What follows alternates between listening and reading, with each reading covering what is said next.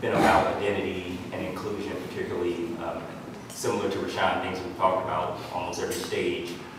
In my professional career, I've usually been the only black person to get to be in like certain positions. I used to teach at Eastern Michigan. I went back, to my alma mater, and once my professor Richard Washington retired, once again I was the only African American instructor there. I worked at the Museum of Contemporary Art, the only person of color who really does any type of programming or anything there. And now I teach drawing at the College for Creative Studies in the Foundations Department. I'm the only African American there. In my graduate school graduating class, I was the only African American there. And so that's why inclusion is such a big thing in the work that I do.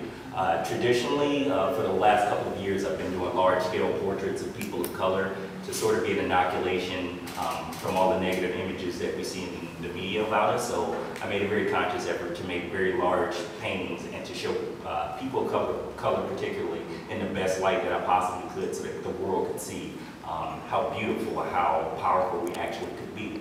But thanks to the increase in influx of social media, and we've gotten to see these stories over the last 2 years, more specifically the numbers of blacks who've been subject to police brutality or vigilantism, and there's never any punitive damages for those types of things that are done to us. We're being taken out and right before the world's eyes, and nothing happens. And it's almost to the point where these things are something that we see a new video every week, so you don't really get the opportunity to really even mourn one thing. And then I would see beautiful things like there would be protests. There were people out in the streets saying, "Black Lives Matter, I can't breathe." You would see 1 million people marching down the streets of New York. And I was always a skeptic when I saw that, because while I see this big mass of black unity, I always saw, and I'm just talking about what's happening right now, I saw that type of protest to some degree a fruitless labor. And the reason for that, I believe, is just because they would create these mantras, "Black Lives Matter, I can't breathe," but in the end, the next week, somebody else is getting taken out. And so it almost seems like these words were falling on deaf ears. And so I was seeing a type of black unity which tried to relate itself to the past, so like the Civil Rights Movement in the 60s and things like that, but it did not have the type of focus or realistic goals or expectations to accomplish those goals. And that difference worried me. And so I just didn't really feel as inspired to create large images anymore of people, because I almost felt like those images, they didn't work well enough. It didn't create a type of narrative to sort of explain some of the things that were on my mind. And I started thinking, like doing research into cult ideology or alternative belief systems. Christianity originally started out as a cult. It's the world's biggest cult, if you want to look at it that way. But it's definitely a belief system where most people who participate in it are kind of on the same page, more so in cults as opposed to mainstream religion. But in cults, you would typically have people who do sort of ascetic behavior, extremely disciplinary types of behaviors to carry out whatever the mission is of that cult.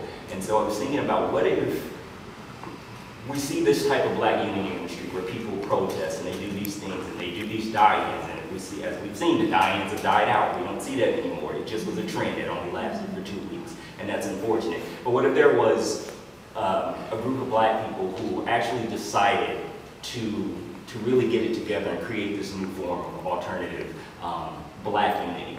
And while they idealize people from the past, they kind of create these masks to sort of put on, to sort of serve as a barrier between them and the viewer and people who would look at them.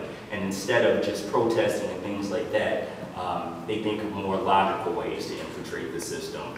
Because right now, I think that's the thing that really upsets us, is that the system isn't in our favor, and we see that's why lots of things are able to be done to black bodies, but there are never any repercussions from it. It's because it's a system that I personally, and I think a lot of people of color see, aren't really in our favor.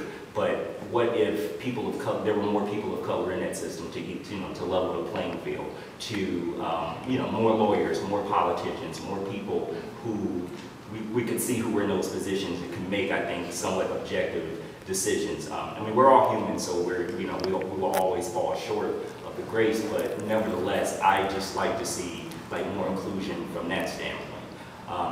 These paintings, there's tons of things going on all at the same time, so like I would be talking for like a million hours if I was to tell you all the things that were happening going through my head.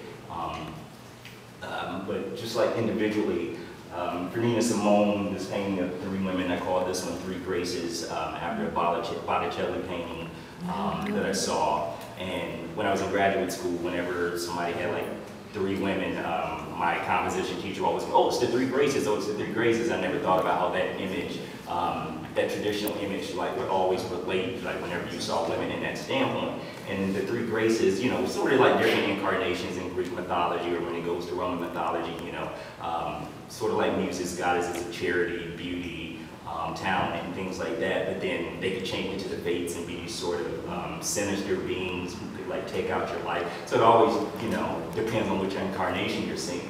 When we see Nina Simone, she's sort of like, in terms of like contemporary times, you know, she's this black magic woman, you know, she put a spell on you.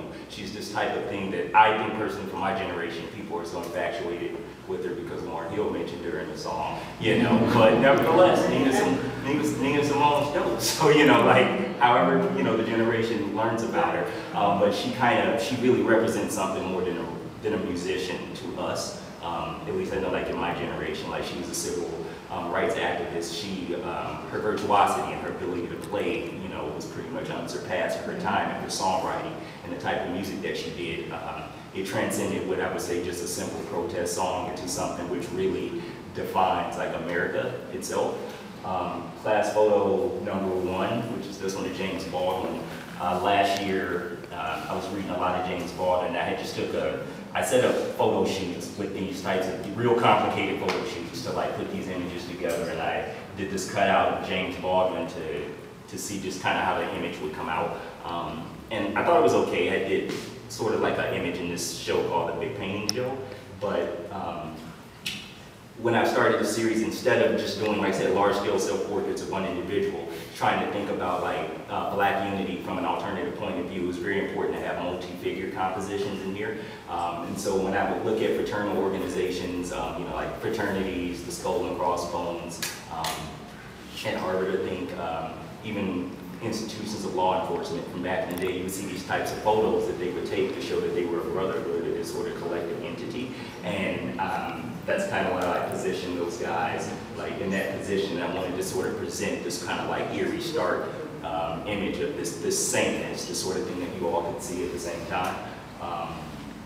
With the larger one of Martin Luther King, this one is called Congregation.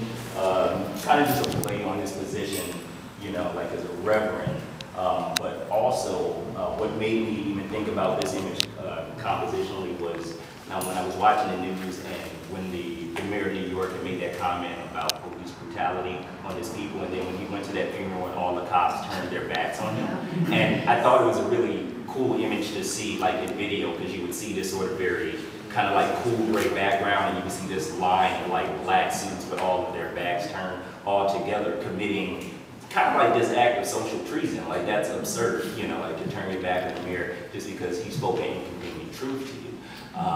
When I think about Martin Luther King and just one side, I am picking these faces typically because they are very recognizable. It's all, like I said, it's almost like idol worship in a way, you know, to what Britney Spears might be to like a little kid or something now. When you start to think about like the civil rights movement of people who really represent a type of you know, like a type of black power, people who really forwarded us as a people. These are like the types of images you think of. So that's why I'm choosing these people. And I'm working on more. These are just the first 3 in this series, so I'm working on more. But Martin Luther King usually is kind of like the first thing that comes to mind when you think about that, like the civil rights movement. And so I kind of wanted to get an image of him. And to make Martin Luther King look eerie, I don't know if I've succeeded at it, and it's pretty challenging to do that because you always think of him as this man of peace and this very gentle soul. Like you almost smile when you think of Martin Luther King, like if you remove the tragedy that happened to him, but the good things that he's done for us. But I wanted to like, what if it's a way, like even if somebody's trying to take on this persona of Martin Luther King, you can tell that somewhere behind that mask is not quite what King would be. And for the, you know, for the series, I didn't want to do any portraits in terms of like showing an individual identity of someone. That's why everybody's wearing a mask. The one figure who isn't masked has his back turned to us, very reminiscent of, like I said, fraternal organization, law enforcement turning their backs on like the mayor of the city. One friend pointed out that these are all me, like in the image, and just like everybody who saw the shadow in the corner is like, oh, that's you. And I was like, I didn't even, it was like something I wasn't really paying attention to. Like I did the image and was like, oh, okay, yeah, that works, you know. It's gonna be so. This is just the start of this series. It's quite a departure from the things I've traditionally done.